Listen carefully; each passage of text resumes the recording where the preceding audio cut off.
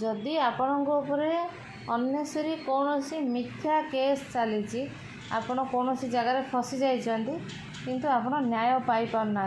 कौन करेंगे प्रत्येक शनिवार दिन एमती 8टी शनिवार करेंगे आपण 3टी जटा थिबार नड़िया नहीं ताकू जल प्रवाह करदे बंधरे करेंगे समुद्र रे करेंगे नदी रे ही करेंगे जल प्रवाह करदे एवं प्रत्येक गुरुवार दिन ब्राह्मण को मंदिर पूजक हूँ ब्राह्मण हूँ तांको आपण मंदिर भितर कृष्ण मंदिर भितर आपण कौन करेंगे